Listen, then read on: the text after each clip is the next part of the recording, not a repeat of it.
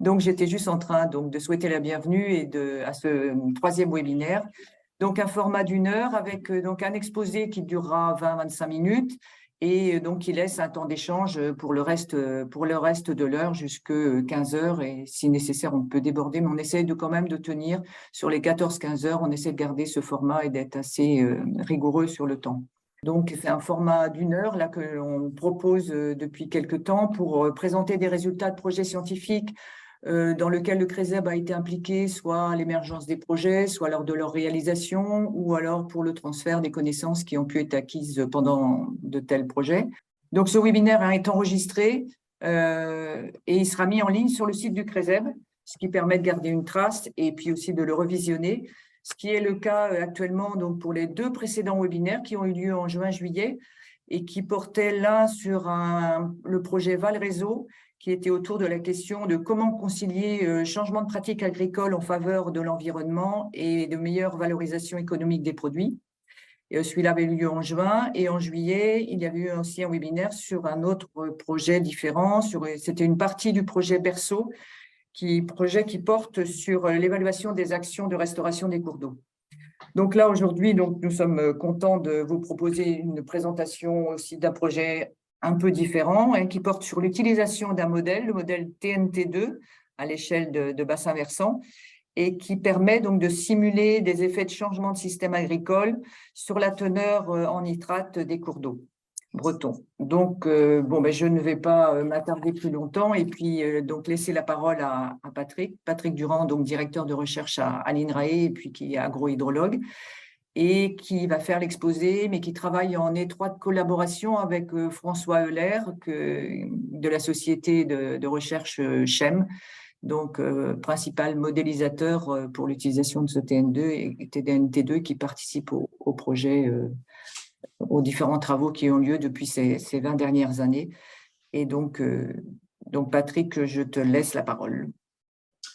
Donc voilà, je vous invite là aujourd'hui à fêter un anniversaire. Bon, ce n'est pas exactement la date anniversaire, mais ça fait en fait à peu près 22-23 ans que le modèle existe. Mais bon, il n'y a jamais de mauvais prétexte pour faire la fête.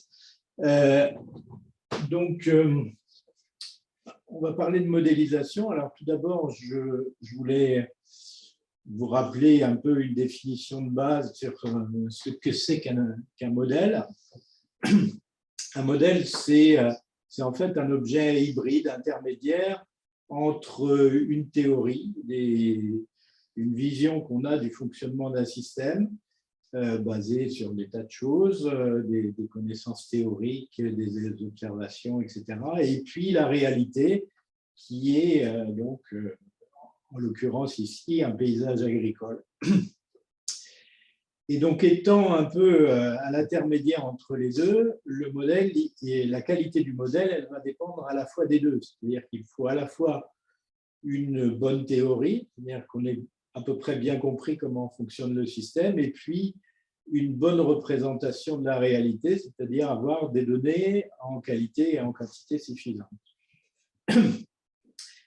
Plus concrètement, le modèle, c'est donc en fait un ensemble d'équations à résoudre, souvent beaucoup d'équations, et donc en général, on utilise un objet informatique, un code informatique pour résoudre tout ça. Alors, si on commence par la théorie, sur quelle représentation conceptuelle du bassin versant on s'est basé pour faire ce modèle? C'est issu de toutes les études qu'on a réalisées, toutes les observations qu'on a réalisées sur des bassins versants en Bretagne depuis maintenant plus de 30 ans. Ça part du point de vue hydrologique, du fait que, voilà, en Bretagne, on est paysage de collines reposant sur des substrats imperméables, plus ou moins imperméables, ce qui fait que l'eau qui percole verticalement du sol va se retrouver bloquée à un endroit et s'accumuler dans ce qu'on appelle une nappe, qui est ici une nappe relativement superficielle, qui fait de 10 à 20 mètres, qui commence à 10 à 20 mètres de profondeur dans les hauts de versant et qui, en général, est très proche de la surface en bas de versant. Et donc, on a un profil de nappe qui suit à peu près la topographie, en tout cas qui va à peu près dans le même sens que la topographie, ce qui n'est pas du tout le cas, par exemple, dans des zones comme le bassin parisien, hein, avec des substrats beaucoup plus perméables et où la nappe est plus ou moins horizontale, même si il y a des reliefs au-dessus.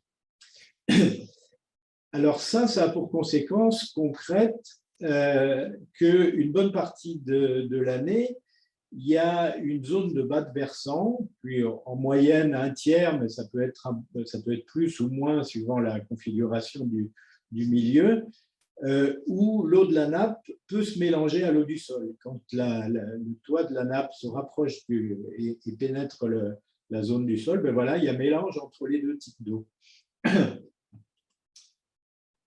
Et alors, pour le nitrate, ça a des conséquences très importantes parce qu'en fait, ça veut dire que si on apporte du nitrate et qu'il y en a une partie qui est lessivée dans les sols, en haut de versant, ça va percoler uniquement verticalement jusqu'à la nappe phréatique et à la nappe superficielle, donc, et ça va ensuite s'écouler latéralement. Et quand on va arriver dans cette zone de mélange, et bien, le nitrate qui a été perdu en haut, plus le nitrate qui va être produit ou perdu en bas, ben, tout ça, ça va se mélanger. Et le nitrate d'amont peut éventuellement être repiégé, soit par les plantes, soit par les micro-organismes, à travers le phénomène de dénitrification. Et donc, ça veut dire que au bout du compte, le flux de nitrate qui va sortir de notre bassin versant, ça ne va pas être le flux de ce qui sort de chaque parcelle, et ça va dépendre aussi de l'endroit où on va mettre ce nitrate. Et donc, alors si on rajoute à ça le fait que ce nitrate, il peut être aussi stocké un peu partout dans le versant, dans les sols sous forme de matière organique, dans les nappes sous forme de nitrate dilué, et le fait qu'il y a un temps de transfert plus ou moins long dans cette fameuse nappe de surface, ça veut dire qu'en fait, pour relier valablement les pratiques agricoles à ce qui sort, il va falloir tenir compte de tout ça, de tous ces effets d'inertie, d'épuration, etc. Et ça, il n'y avait pas de modèle disponible dans la littérature qui faisait ce travail quand on a commencé à travailler là-dessus. Donc, pour faire ça, on a construit un modèle, on n'a pas inventé des tas de choses, on est parti de choses qui existaient, un modèle hydrologique qui s'appelle Top Model, qui justement permet de reproduire ce profil de nappe assez caractéristique, et qu'on a couplé avec un modèle qui permet à la fois de faire pousser les plantes en fonction des pratiques agricoles, et puis de simuler toutes les transformations et les transferts d'azote dans le sol. Et pour coupler les deux, on a inventé un petit mécanisme de mélange à deux doubles porosités, à une porosité qu'on appelle drainage et une porosité de rétention, qui permet de faire le mélange de tout ça. Alors ça, c'était pour la partie théorique. La partie maintenant, s'asseoir sur la réalité, ben pour faire tourner le modèle, on utilise donc un certain nombre de données, d'observations, de mesures, etc., qui nous permettent de décrire le système réel sur lequel on va travailler. Et en fait, il y a deux types de données qu'on met dans le modèle, ce qu'on appelle des variables de forçage, donc qui sont des choses qui vont changer au cours du temps et qui vont forcer l'évolution de notre système. Alors, c'est essentiellement le climat, la pluie, l'évapotranspiration, la température, le rayonnement global. Tout ça, maintenant, on a ça disponible avec des mailles de l'ordre de 8 km de côté par Météo France, ça c'est le modèle Safran. Et puis d'un autre côté, des pratiques agricoles. Alors, pour renseigner les pratiques agricoles, on s'appuie sur de multiples sources. On a besoin des rotations, donc ça peut être donné par exemple par les RPG. Avant, on utilisait des photos satellites ou des enquêtes de terrain. Les itinéraires techniques, souvent on se base sur la connaissance experte des agronomes, soit locaux, soit plus régionaux. Les doses de fertilisation, là aussi on peut prendre des enquêtes ou des expertises, mais aussi maintenant on a les DFA et le RGA qui peuvent permettre de caler les choses.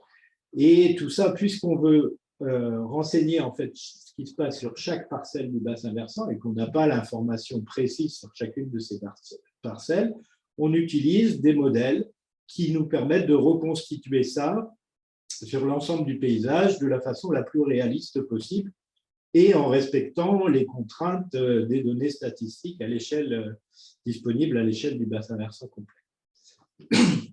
Alors d'un autre côté, on a besoin de paramètres qui sont là des constantes qui vont caractériser notre système et nous permettre de résoudre nos équations qui nous viennent d'un certain nombre d'informations, là aussi, qui peuvent être pour le sol et le sous-sol, les données de Géobretagne ou du BRGM.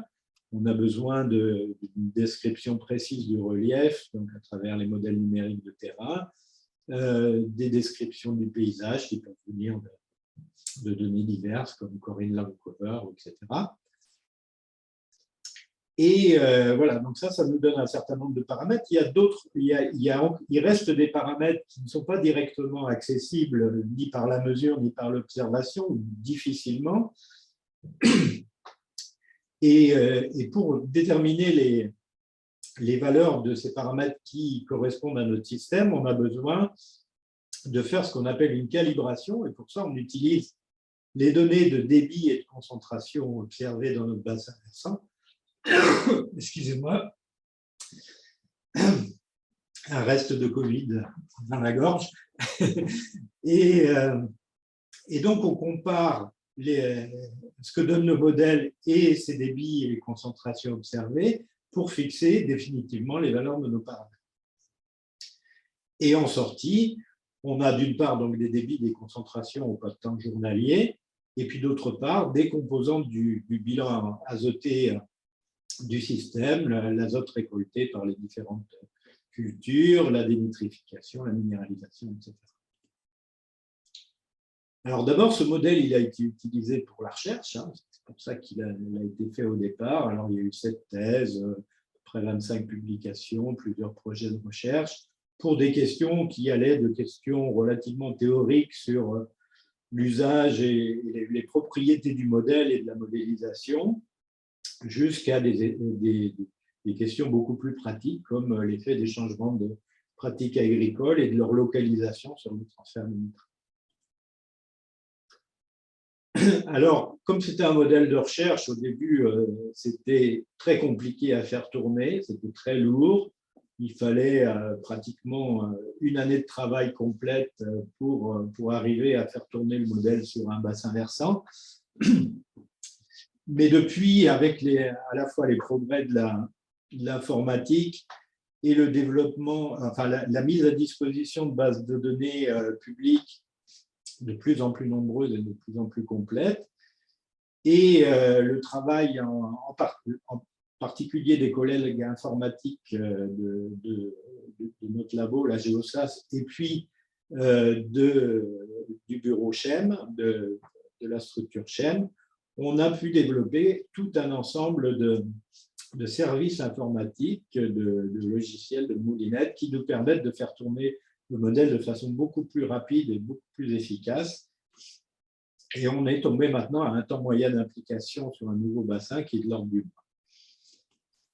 Et ça facilite grandement l'utilisation opérationnelle de TNT2, qui avait déjà commencé bien avant ses développements, puisqu'on a commencé dès les années 2004-2005 à répondre à des questions qui nous étaient posées. La première, c'était par la région Bretagne sur l'évaluation ex post, donc à la fin du projet Bretagne au Pur 2. Voilà, à cette époque-là, si vous vous rappelez, on était au début de la baisse des concentrations en nitrate dans la plupart des cours d'eau en Bretagne.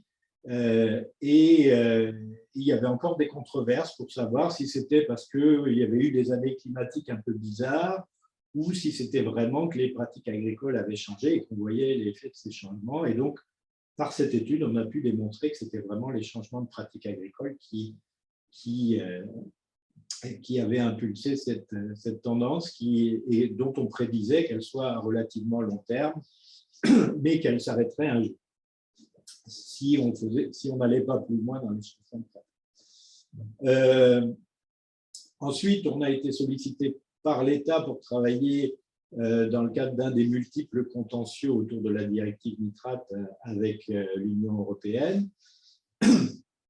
Donc là, c'était le cas des bassins qui n'étaient pas encore en conformité, des bassins de captage d'eau potable qui n'étaient pas encore en conformité. Et donc là, on devait évaluer l'efficacité du plan d'action proposé, cette fois ex ante, donc avant que le plan soit mis en œuvre.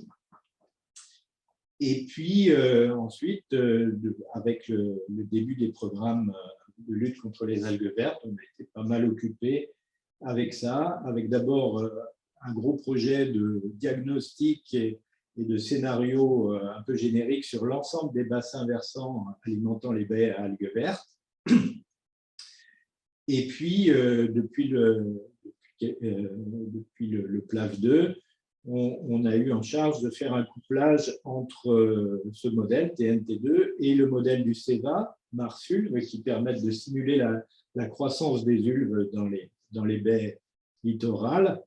Et donc, on a fait un test de couplage en baie de Saint-Brieuc de ces deux modèles pour essayer de préciser quels étaient les niveaux à atteindre pour continuer à faire baisser le phénomène de marée verte. Et puis, quel scénario on pouvait imaginer, on pouvait mettre en œuvre pour essayer de continuer cette baisse jusqu'à atteindre des valeurs compatibles avec le bon état écologique.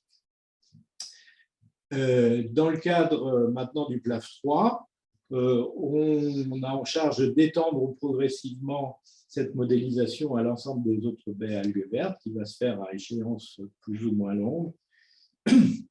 Et en parallèle, on a un projet qui essaie de déployer le modèle un peu partout sur le territoire breton pour le tester dans différentes situations et voir si on peut l'appliquer rapidement sur des territoires à enjeu nitrate un peu partout en Bretagne. Donc, à l'heure actuelle, on a à peu près 25 bassins versants qui ont été simulés avec des tailles très variables. Et donc, les projets, c'est par exemple le Blavet qu'on est en train de simuler. Donc, c'est à ce jour le plus gros bassin qu'on ait eu à simuler et ça a l'air de marcher pas trop mal. On a peut-être un projet autour de la rade de Brest qui va venir, qui va faire aussi des gros bassins versants. Et puis, on aimerait bien aussi travailler sur des bassins versants plus à l'est, en Ille-et-Vilaine, dans des conditions donc un peu plus sèches, pour voir comment le modèle se comporte dans ce cas-là. Maintenant, juste pour terminer, je vais vous présenter quelques résultats de cette étude Mars-TNT sur la baie de Saint-Brieuc. Donc, l'idée, c'était vraiment le modèle TNT fournit des débits et des concentrations en nitrate à l'exutoire des bassins versants qui se jettent dans la mer. Et cette donnée est nécessaire, parmi d'autres, pour faire tourner le modèle EcoMars-Ulve. Et donc, on s'est dit comme ça, on va pouvoir voir à la fois l'effet du climat, des changements, à la fois sur la partie terrestre et la partie aquatique. Et ça devrait nous permettre de préciser un peu mieux les niveaux à atteindre et en fonction de l'atteinte de tel ou tel niveau, quels vont être les risques de développement de marée verte, à quelle fréquence, etc. Alors là, ce que je vais vous présenter, c'est uniquement les résultats de la partie TNT, puisque en l'absence du CEVA, on n'a pas présenté la totalité de l'étude. Et donc, c'est une séance dédiée à TNT avant tout. Donc, voilà, c'est quelques exemples de scénarios qu'on a testés. Alors, très classiquement, on fait un scénario de référence où on part des pratiques qui sont appliquées actuellement et puis on les prolonge dans le temps. Alors là, on les prolonge pour 30 ans, parce que c'est comme ça qu'on peut voir les effets à long terme des changements. On a fait un scénario pratique agricole passée où on a fait l'hypothèse que rien n'avait changé depuis les années 90, ce qui nous a permis de mettre en évidence justement tout ce qu'on avait gagné en 40 ans d'efforts, hein, et on peut voir que c'est assez spectaculaire. Je ne vais pas vous présenter les résultats ici, mais bon, c'est des gains très spectaculaires, puisque si on n'avait rien changé, les concentrations en nitrate auraient continué à monter. En fait. On a fait un autre scénario, et on a fait ensuite des scénarios qui visaient cette fois à diminuer les flux de nitrate, et c'est ces scénarios-là que je vais vous présenter en détail. Le premier scénario, qu'on a appelé baisse de surface cultivée, c'est un scénario qui explore une des façons de réduire les concentrations en nitrate, qui est simplement de soustraire à l'agriculture une partie du territoire. Et donc, en se basant sur le schéma conceptuel que vous avez vu tout à l'heure, il est bien évident que pour nous, la meilleure façon, la façon la plus efficace de réduire rapidement les concentrations, c'est d'essayer de profiter de cet effet d'interception de ce qui vient de l'amont.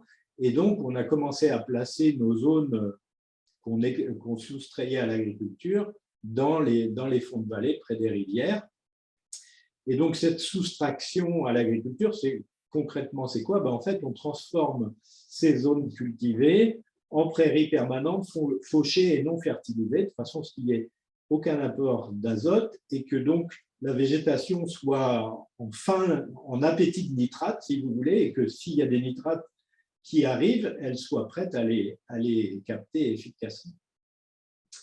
Et donc, on commence par le bas de versant, et comme on voulait finalement sortir des espèces d'abac, on a été jusqu'à des niveaux de retrait des terres agricoles extrêmement importants, hein, jusqu'à 100% même du bassin.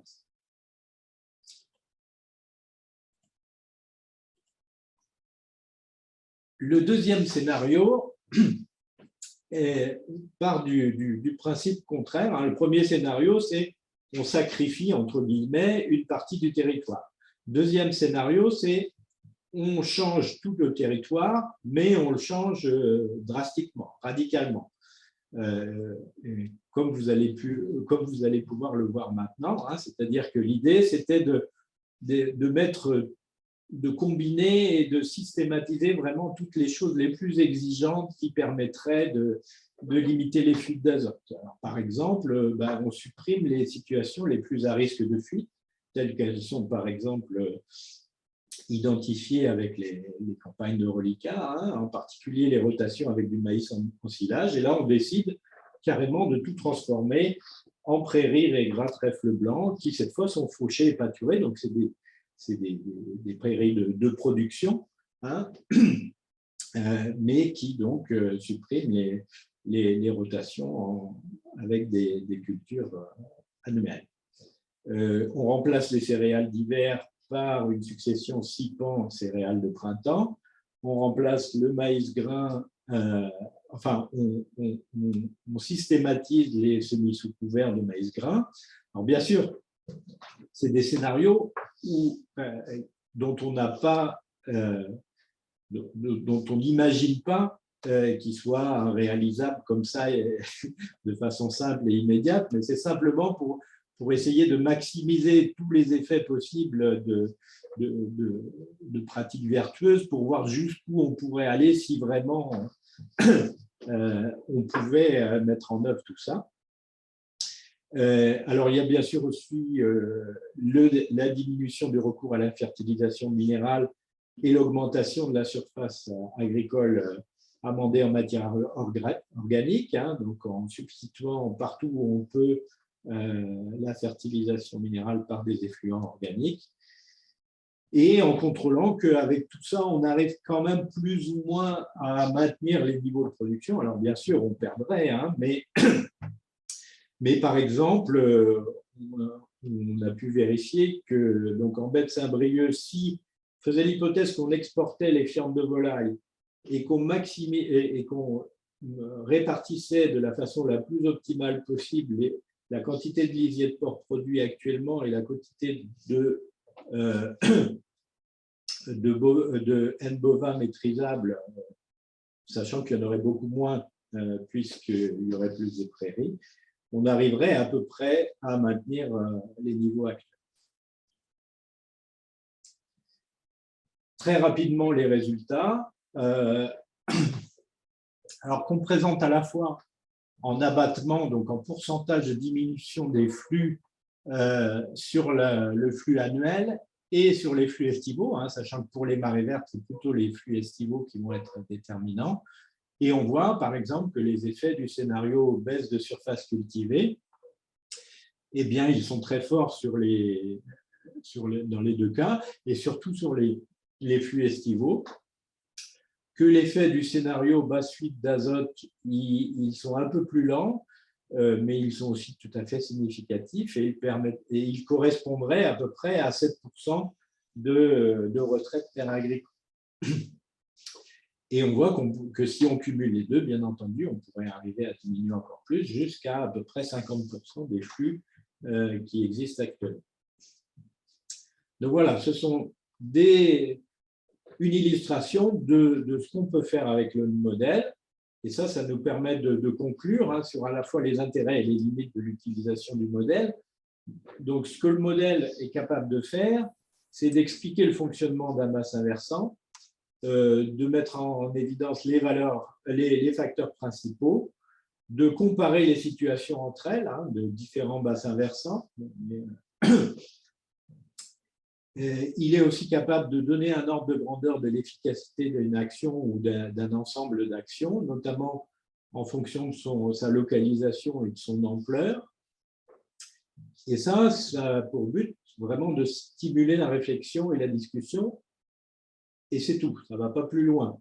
En particulier, ce qu'il ne peut pas faire, c'est diriger le dimensionnement et la localisation précise d'actions à entreprendre. Le modèle ne va pas vous dire, si vous voulez telle concentration en nitrate, il faut aller intervenir sur telle et telle parcelle et changer telle chose. Ce n'est vraiment pas ça l'utilisation du modèle.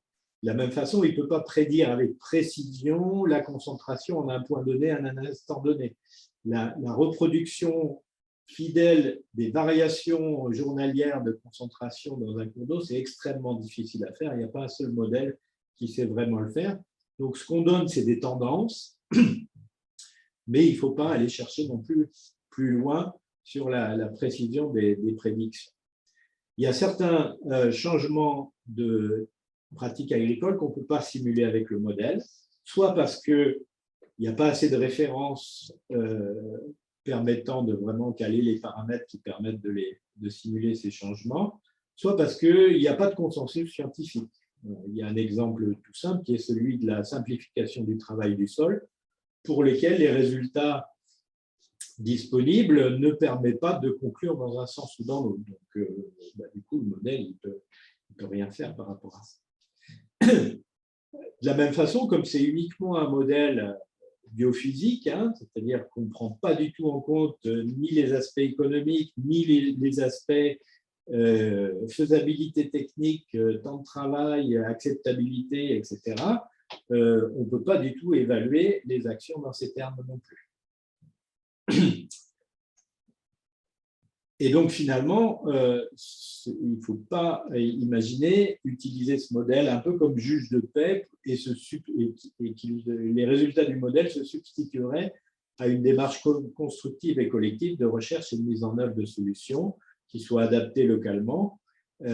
Et donc, le modèle, il peut juste éclairer un peu la discussion autour de ça, mais il ne faut pas en attendre beaucoup plus que ça. Voilà, je vous remercie.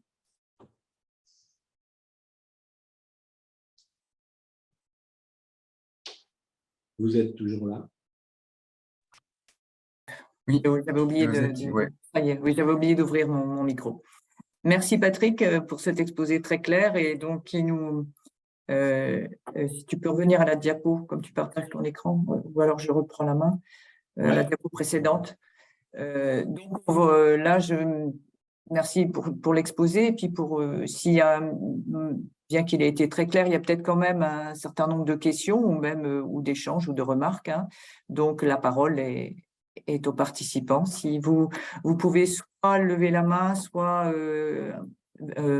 s'exprimer dans la discussion, mais voilà, donc si quelqu'un a déjà une première question pour ouvrir le bal, pas de souci. Donc, Jean-Paul Hamon, voilà, oui, si vous pouvez prendre la parole, oui, en effet. Ok, merci. Merci à Patrick pour cet exposé effectivement très, très synthétique et très clair. Et puis j'aime bien la diapo de conclusion là, qui dit ce qu'est un modèle et ce qu'il n'est pas. Voilà, c'est vraiment un outil qui peut aider à la réflexion sans pour autant être une prévision de la réalité. Voilà, il exprime un certain nombre de tendances et je trouve ça particulièrement intéressant. Et justement, en matière d'évolution, de prévision des tendances, Patrick, est-ce que vous avez eu l'occasion de faire un travail sur l'évolution climatique et ce que pourraient donner les changements là, que l'on nous annonce, à la fois sur le régime hydrique, etc. Enfin, bon, voilà. Des hypothèses, hein, je sais bien qu'on n'a pas forcément là, une connaissance exacte de cette prévision, mais voilà. Est-ce que c'est quelque chose qui est déjà dans les tuyaux, dans les travaux que conduit? Oui, merci pour cette question qui est très intéressante. On a fait le travail à plusieurs reprises, enfin à 2 reprises pour être exact. On a d'abord fait ça dans un projet de recherche, donc sur le bassin versant de Mézin, donc tout petit bassin versant. Et on a ensuite fait ça aussi sur le projet Mars TNT en baie de Saint-Brieuc, avec cette fois le côté littoral en même temps. Hein. Et donc, c'est sur cette deuxième étude que je vais élaborer, sachant que les résultats sont très cohérents entre les 2 études. Donc, on a utilisé le scénario de projection climatique le pire que fournit Météo France, hein, donc correspondant aux émissions maximales. Et on a fait des projections à 50 ans. Et ce qu'on a montré, c'est que voilà, ce qu'on augmente, c'est la variabilité, hein, c'est-à-dire que les contrastes d'une année sur l'autre apparemment vont fortement augmenter. Par contre, il n'y a pas de tendance significative, ni dans un sens, ni dans l'autre. C'est-à-dire que sur les concentrations en azote ou sur les flux d'azote, il y a des années où ce sera pire, des années où ce sera mieux. Et sur les algues, c'est pareil. Il n'y a pas de tendance vraiment nette. La conclusion de ça, c'est que ce qui va fortement changer dans les 50 prochaines années, enfin, voilà, la limite de ces travaux-là, c'est qu'on a fait l'hypothèse que les pratiques agricoles et les systèmes agricoles ne changeaient pas. Or, à notre avis, c'est ça qui va changer, surtout dans les 50 prochaines années, plus en Bretagne, en tout cas, ça va être un effet plus déterminant que le changement climatique en soi.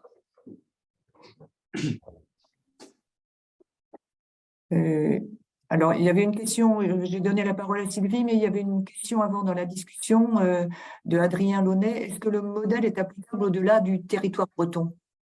Oui, alors on a appliqué le modèle jusqu'à présent dans un autre cas, qui est le sud-ouest, hein, dans un bassin versant du Gers, avec des résultats un peu mitigés parce que c'était un système très compliqué avec des sols gonflants, etc. Donc, on a réussi à appliquer le modèle, mais bon, pas avec la même qualité de simulation qu'en Bretagne. Donc, le modèle est applicable dans d'autres situations, à condition de respecter des situations qui correspondent à notre modèle conceptuel. C'est-à-dire que, bon, je parlais du bassin parisien, hein, si on applique ça à des zones avec des nappes phréatiques profondes complètement indépendantes de la surface du sol, ça ne marchera pas. Mais par contre, dans tout le massif armoricain au sens large, c'est-à-dire de la Normandie à la Loire-Atlantique, il n'y a pas de problème majeur pour appliquer le modèle. Et de la même façon, dans certains territoires cristallins, dans d'autres zones d'Europe, c'est aussi envisageable. Alors, il y avait une question de Sylvie, peut-être que tu peux prendre la parole, Sylvie Leroy du Ouais, bonjour. bassin du Prénom. Ouais. Bonjour Patrick. J'avais une question là. J'ai cru entendre que quand tu présentais les résultats du scénario retrait de terres arables, enfin de terres de l'agriculture, de l'occupation du sol agricole, tu démarrais par le bas. Est-ce que du coup là il y a une vigilance à avoir? Est-ce que c'est fait partie des éléments que vous avez observés? Il faut effectivement, est-ce qu'il faut effectivement démarrer forcément par la partie basse des versants et donc réserver un sort particulier aux zones humides de bas de versant? Enfin, est-ce que voilà. Et derrière ce choix-là, est-ce qu'il y a des hypothèses qui ont été testées entre haut de versant, bas de versant, etc. Oui, merci pour cette question. En fait, on a fait ça dans le cadre d'une thèse. Avant ce travail sur la baie de Saint-Brieuc, on a effectivement fait un certain nombre de scénarios où on faisait des retraits soit en bas de versant, soit en haut de versant. Et en fait, ce dont on s'aperçoit, c'est que quand on fait les retraits en haut de versant, on obtient des résultats qui sont strictement proportionnels à la surface qu'on retire. C'est-à-dire qu'on retire une certaine surface, donc on retire un certain pourcentage de terres cultivées, de fertilisation, et donc on obtient une diminution qui correspond à ça. Alors que si on se met en bas de versant, on rajoute à ce phénomène de retrait simple le phénomène interception. Donc on a une efficacité plus grande. Et dénitrification qui est plus importante aussi, sans doute. Comment ? Et dénitrification et consommation par les plantes en bas de versant ou... Alors, c'est ça qui est intéressant. Ça fait partie des résultats du modèle qu'on aimerait bien tester dans la réalité, mais qu'on n'a pas eu, qu'on peut difficilement imaginer tester. C'est qu'en fait, ce que le modèle nous dit, c'est que la dénitrification, elle a plutôt tendance à diminuer. Et que c'est vraiment le prélèvement par la végétation qui est déterminant. Pourquoi la dénitrification diminue? Tout simplement parce que la dénitrification, elle est très sensible aux concentrations en nitrate présentes dans le milieu.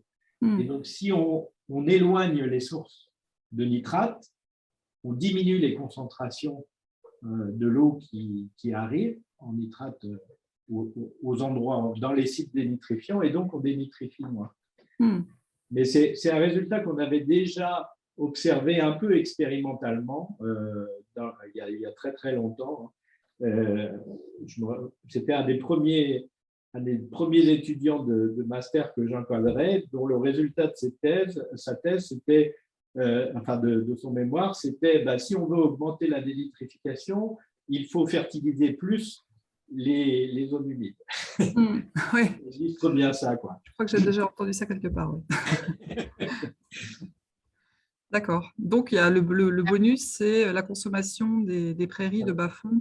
Et ça, c'est plutôt rassurant parce que la dénitrification, ça s'accompagne aussi d'émissions de gaz à effet de serre, alors que le prélèvement par les plantes, c'est tout bénef, quoi. Et on pourrait imaginer, alors, si on voulait élaborer sur des systèmes qui permettent de faire ça, on pourrait imaginer que la biomasse produite, elle soit utilisée pour alimenter des méthaniseurs, par exemple. Parce que les agriculteurs disent, si on met des prairies permanentes, pas du tout entretenues dans les bas-fonds, ça ne fait pas du foin de très bonne qualité. Les méthaniseurs pourraient être contents.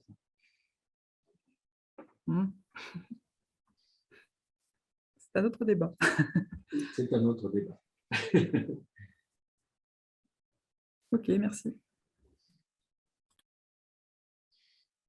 Ouais, peut-être Julien Tournebise, il y a une question aussi. Josette, ton micro est coupé. Excusez-moi. Oui, juste avant de passer la parole à Julien Tournebise, je voulais juste préciser que, comme le mettait François dans la discussion, c'est que le modèle a été appliqué aussi en Nouvelle-Zélande, où il doit y avoir des conditions un peu comme en Bretagne peut-être. Mais voilà, s'il y a des questions, François pourra y répondre ou peut vous répondre ultérieurement. Donc, Julien, si vous voulez poser votre question. Oui, merci beaucoup, merci pour la présentation. Alors, peut-être juste pour le prélèvement par la plante, je voudrais juste peut-être mettre un bémol en disant que c'est quand même assez restreint dans la saison, c'est juste avec la période végétative.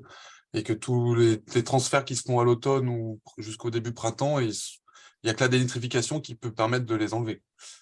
Donc moi j'avais une question, c'est de voir les avancées que vous avez fait sur le couplage avec toutes les données disponibles. Et ça rejoint la question qui a été posée tout à l'heure, c'est sur le transfert sur d'autres bassins versants. Alors tu disais tout à l'heure que sur le bassin parisien, avec les aquifères les uns au-dessous des autres, c'était pas forcément évident, mais tu dois me voir venir avec le drainage agricole et l'orgeval. Est-ce que ça pourrait s'appliquer sur un bassin versant de 104 km², par exemple, au hasard? Ben, on a failli le faire, hein, On a failli le faire, mais on l'a pas fait. Et parce qu'en fait, je sais pas, ça doit être assez récent quand même, le couplage avec toutes les données et tout ça. Je pense que maintenant, ça doit être plus rapide, parce qu'on avait prévu ça en disant que ça allait prendre beaucoup de temps. Est-ce que Ouais. maintenant, ça serait... Alors, ce serait effectivement possible, hein. Il y a quand même un gros avantage en Bretagne, c'est qu'on a les DFA, les déclarations de flux d'azote, qui nous aident beaucoup. Mais bon, c'est vrai qu'il y a des choses qui seraient possibles beaucoup plus facilement maintenant. Mais effectivement, tout le web service qu'on a mis en œuvre, il est quand même pour l'instant très breton, hein, c'est-à-dire qu'il utilise les données disponibles en Bretagne, sachant qu'en Bretagne, on est très en avance, je pense, sur le plan de la mise à disposition et de la mise en conformité avec les normes Inspire, etc., et l'homogénéisation des protocoles d'échange de données. Et donc, on s'est beaucoup appuyé là-dessus. Mais ceci dit, c'est vrai que l'application est quand même beaucoup plus facile maintenant, même dans d'autres bassins versants. Je pense qu'on pourrait le faire. Ben, on travaillera ça. Alors, merci beaucoup. En tout cas, merci pour la présentation. Bruno Mougin du BRGM avait aussi une question. Oui, merci. Merci, Josette. Bonjour à tous. Merci, Patrick, pour la présentation. Je voulais également signaler que le BRGM avait également travaillé en 2008, en parallèle d'ailleurs, à tes travaux dans le cadre des bassins versants contentieux nitrate eau brute, qu'il y avait eu un échange de données d'ailleurs au niveau de nos deux organismes, même si les travaux de modélisation étaient réalisés en parallèle. Et il m'avait semblé que qu'on s'était apporté des choses les uns aux autres pour améliorer nos résultats. Je pense que ça peut aussi être une perspective de travail dans l'avenir. Alors, ma question elle portait plutôt par rapport à cet anniversaire là, des 20 ans. Je me demandais en fait s'il y avait eu un travail de retour d'expérience des concentrations en nitrate observées par rapport aux concentrations prévues selon les divers scénarios que tu présentais. Est-ce que vous avez eu l'occasion de tester cela? Alors, est-ce que je peux repartager mon écran de 2 secondes? Oui, tu peux reprendre la main, normalement. Voilà, sur cette, en fait, la figure qui illustre le webinaire est justement tirée d'un travail qui a fait justement ça. C'est-à-dire que là, sur la partie gauche du graphique, on a les simulations qui avaient été effectuées en 2005 sur un bassin versant qui devait être le bassin de l'Orne, si je me rappelle bien. Et donc, avec les données disponibles jusqu'à cette période. Donc, la partie bleue, simulée en bleu et en rouge, les données observées. Et donc, une petite dizaine d'années plus tard, je suis revenu et j'ai comparé ce qu'on avait simulé à l'époque en prédiction, en prenant l'hypothèse que les pratiques agricoles changeraient peu, et donc des hypothèses climatiques très simples, où on reproduisait les années précédentes. Et donc, j'ai comparé ça avec ce qui avait été réellement mesuré, donc c'est les croix rouges. Et en fait, ça marche pas mal du tout. Et on a systématisé ça sur un certain nombre, sur tous les bassins qu'on avait simulés avant les années 2010. Et à chaque fois, on obtient des résultats qui sont plutôt très encourageants. Alors bon, on peut tirer de là l'idée que le modèle est vraiment excellent. C'est aussi une l'exploitation d'une caractéristique de ces systèmes qui ont une certaine inertie. Et une fois qu'on chope bien cette inertie en faisant une simulation suffisamment longue, après, c'est assez facile de faire des projections, au moins pour les 5-10 ans qui viennent, dans l'hypothèse où les choses changent peu. Si les choses avaient beaucoup changé, on n'aurait pas réussi à simuler aussi bien.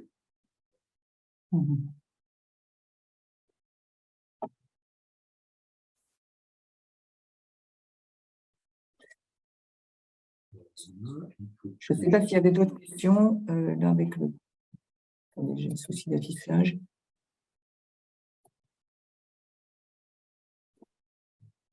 Non, alors il y avait une question dans la discussion. Est-ce que le bassin versant du Semnon peut être un bon terrain d'étude pour utiliser l'outil et la modélisation TNT2? Complètement. Oui, j'ai répondu seulement à Jean-Pierre. Mais en fait, oui, bien sûr, c'est un des bassins versants sur lequel on pourrait effectivement travailler. Quand je disais qu'on voulait travailler un peu plus sur des bassins versants d'Ille-et-Vilaine, ça pourrait être le Semnon éventuellement, oui. On aura peut-être l'occasion de rééchanger rapidement, Patrick. Et l'idée, voilà, c'est qu'au terme de ce projet-là que j'ai appelé TNT Bretagne, c'est qu'on puisse, voilà, on soit suffisamment confiant dans notre capacité à déployer le modèle un peu partout pour justement répondre assez facilement, assez aisément à des questions comme ça où on dit, bah là, j'aimerais bien modéliser ce bassin-là, et donc, voilà, ça ne coûterait pas trop cher de le faire si on est bien confiant dans notre façon d'agir. Et là, ça a l'air de se confirmer qu'on soit capable d'intervenir très rapidement sur un nouveau bassin.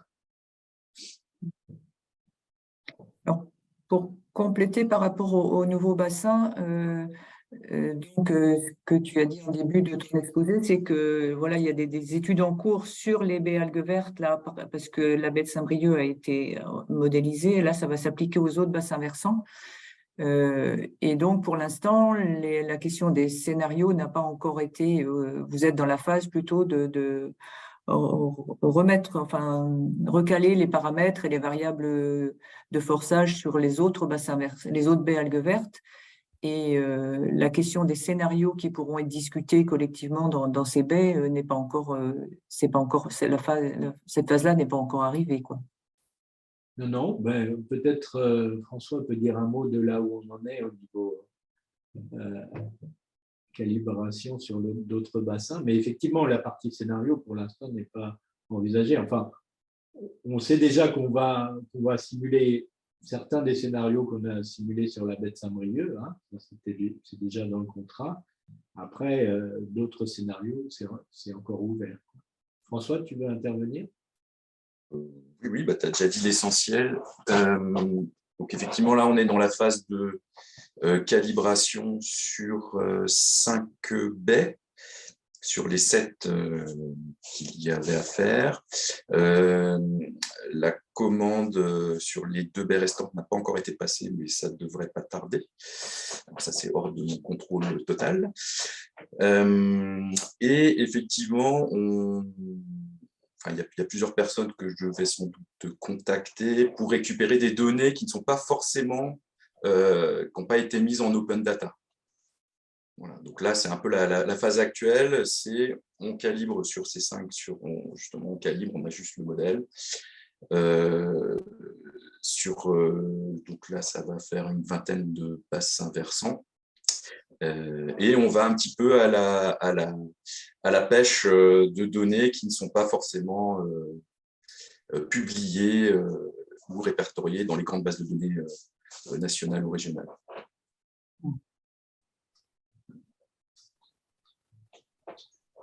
Il y a une question. Alors, je ne sais pas, Sylvie, si tu as une question. Oui, j'avais une autre question, en fait. Oui, voilà, je sais ce que je ne savais pas. Ouais, je voulais savoir si le modèle était sensible à des scénarios, enfin là on parle beaucoup de pratiques agricoles, de systèmes de production agricole, est-ce que c'est sensible à des scénarios d'aménagement du bassin versant, implantation de bocage, voire travaux sur les cours d'eau, reméandrage, etc., avec des capacités peut-être du cours d'eau aussi, ou en particulier des cours d'eau de tête de bassin versant à dénitrifier, parce que plus en contact, des cours d'eau plus en contact avec les nappes, enfin avec les zones humides périphériques. Enfin, voilà. Est-ce qu'il y a est-ce que les paramètres aménagement du bassin versant sont intégrés ou peuvent être intégrés? Est-ce que le modèle peut prendre ces éléments-là en compte? Alors, pour la partie bocage, oui, ça a déjà été fait. On a déjà fait pas mal de simulations avec différentes densités de bocage, hein, avec des résultats qui ont déjà été publiés, y compris par le CRECEB, hein, qui montraient qu'on ne gagnait pas grand-chose, en fait, même avec des densités de bocage très fortes. On peut gagner à peu près 5% de diminution des flux d'azote, guère plus. Pour ce qui est aménagement des cours d'eau, non, là, on ne peut pas le faire pour deux raisons. La première raison, c'est que le modèle n'a pas une résolution suffisante pour traiter finement ces choses-là. Parce qu'en fait, quand on réaménage les cours d'eau, on se retrouve à modifier les gradients hydrauliques très locaux au niveau de ce cours d'eau, et ça, le modèle ne peut pas le prendre en compte, hein. Donc, il faut des modèles ad hoc qui soient limités à cette zone de bas-fond et qui soient des modèles physiques, hein, pour arriver à prendre ça en compte. Et encore, c'est vraiment à l'état de recherche, tout ça. On n'a pas de moyen vraiment fiable de prédire par modélisation l'effet de ce type d'aménagement, sachant qu'au niveau expérimental, les résultats voilà, les conclusions des résultats qui sont faits, c'est que c'est vraiment très variable suivant l'endroit où on se place et l'opération qui est réalisée. Donc là, on ne peut pas imaginer, à mon avis, à court moyen terme, avoir des outils qui permettent de prédire ça de façon fiable, quoi. Et le drainage des parcelles de bas de versant et des zones humides est pris en compte quand même? L'accélération. Oui, bien sûr, ça fait partie des choses qu'on peut simuler, oui. Ok. Ça fait partie des scénarios qui ont été étudiés, enfin, dans des BVL vertes? On a fait ça, on a plutôt fait l'inverse, c'est-à-dire qu'en fait, on a pris un endroit où il y avait une très grande zone à drainage artificiel et on a supprimé cette zone artificiellement avec le modèle. Oui, j'imaginais plutôt. On a diminué la transmissibilité, enfin, la conductivité des sols dans cette zone et du coup, voilà, on a quelques résultats qui n'étaient pas hyper probants. Et bon, pour tout ce genre d'applications qui sont quand même assez limites et assez limites au niveau des capacités du modèle, voilà, je serais quand même assez prudent en termes de résultats de prédiction, hein. Bon, il y avait Julien Tournebis qui a intervenu tout à l'heure, qui serait beaucoup mieux placé pour proposer des modèles qui prennent vraiment en compte l'effet drainage, quoi. Et juste pour ajouter, si je me permets, sur la dénitrification, puisqu'en fait, moi, j'ai commencé il y a 20 ans à travailler avec TNT2 sur la dénitrification. Et après, aller un peu plus loin là-dessus, notamment en Nouvelle-Zélande. Il y avait il y a toujours beaucoup justement il y avait un espoir sur augmenter les capacités de dénitrification des zones humides par des aménagements, etc. Jusqu'à maintenant, et à ma connaissance, ça a été assez peu souvent concluant d'un point de vue expérimental. Là, on est venu avec les pelleteuses, on a fabriqué des zones humides, des choses comme ça. En fait, le processus de dénitrification en lui-même, les conditions pour que ça marche sont très variables. Les fonctionnements de base sont assez bien compris, mais l'effectivité du phénomène dans le temps et dans l'espace. Ça, c'est très compliqué à prédire déjà. Et peut y avoir tout un tas de phénomènes de court-circuitage au sein de la zone humide, hein, si les fluides vont trop vite, s'il y a trop d'oxygène, etc.